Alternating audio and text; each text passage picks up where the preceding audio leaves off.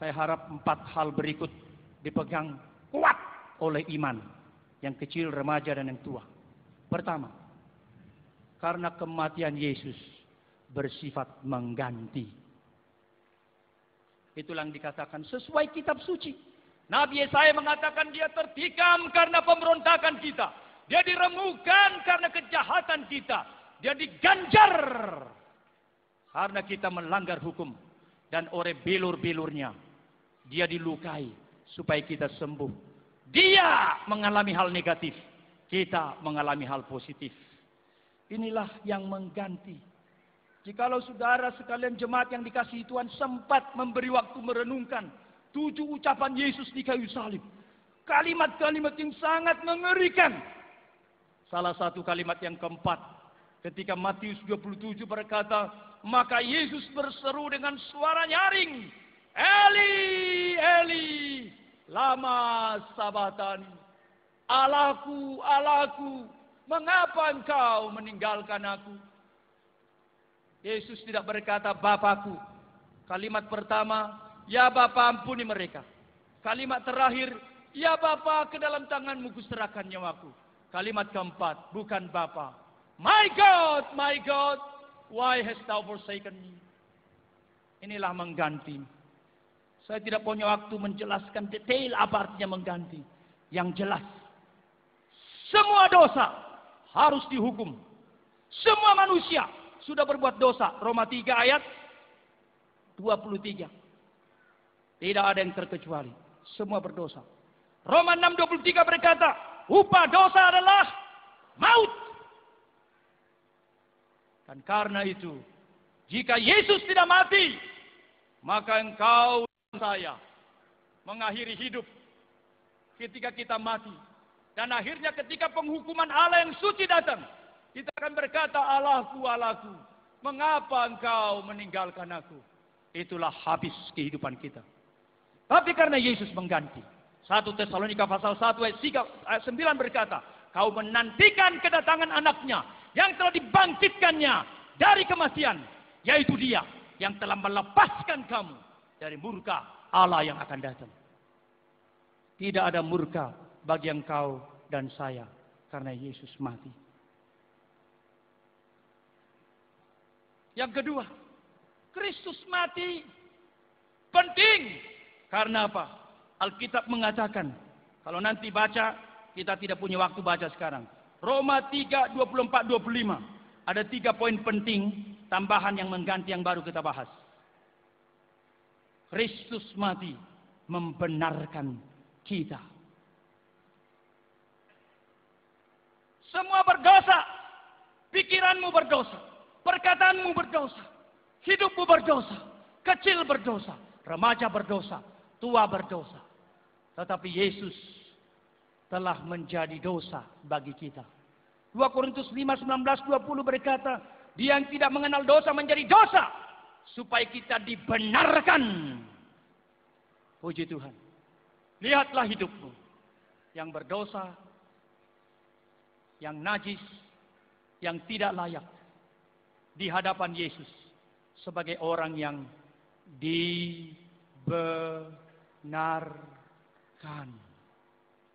Saya benar Tuhan. Bukan karena saya benar. Tapi karena Tuhan membuat saya benar. Allah tidak melihat seorang pun di antara kita sebagai orang najis ketika engkau datang kepada Yesus. Yang ketiga, Kristus mati penting. Karena apa? Bukan saja membenarkan.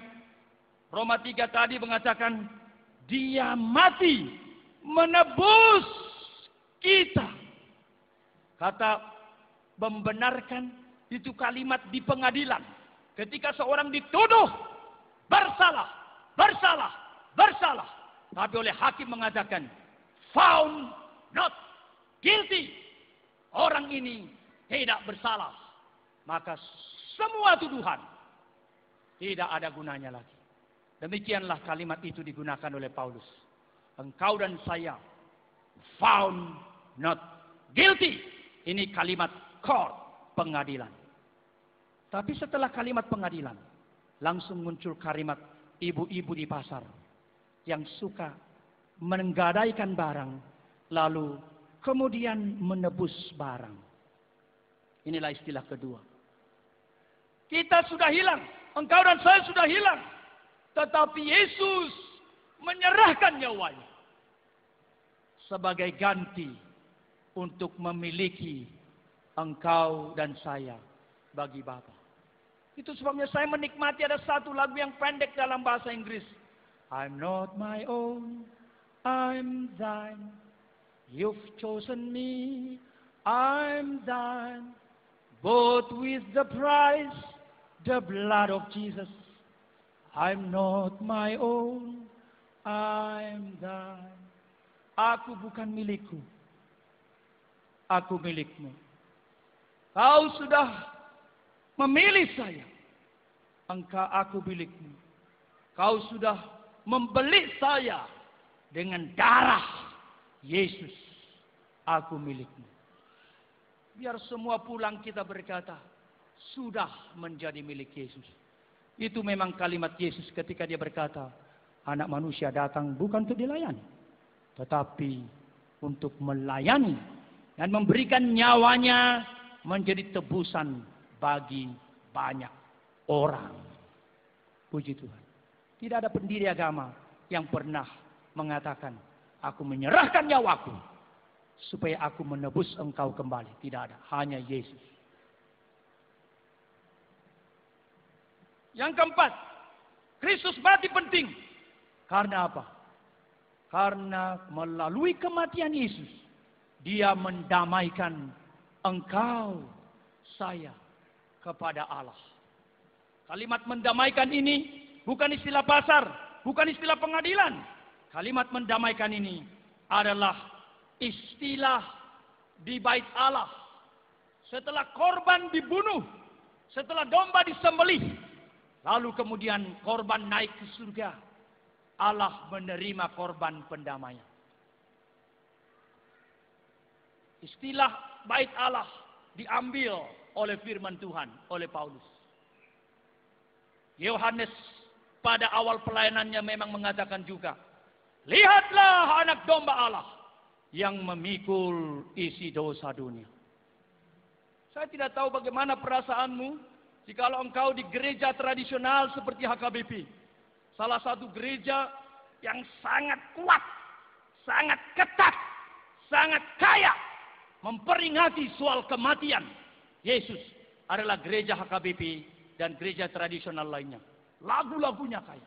Misalnya, perhatikan lagu Nalauro biru birui mamursanaka dosa nina sahajo maoni diseret ni rohana. Itu adalah prinsip dari kitab imamat. Harus ada domba yang disembelih, harus ada domba yang dilepaskan. Ada dua macam. Saya tidak punya waktu menjelaskan itu. Tetapi lagu ini mengatakan ialah domba Allah. Dia memikul dosa itu. Kalau dalam perjanjian lama ada yang dipotong, ini nanti korbankan kepada Allah. Yang kedua, ada korban yang satu lagi. Taruhlah tangan, imam taruh di atas kepala kambing atau domba. Akuilah semua dosa-dosa, dosa-dosa, dosa-dosa, dosa-dosa semua akui. Habis itu bawalah ini ke padang gurun, lepaslah ini. Artinya apa? Ini simbol sudah ditransfer dosa itu, dibawa sama biru-biru itu. Ketika saya memahami ini, saya tidak pernah bisa menyanyikan lagu itu tanpa terharu.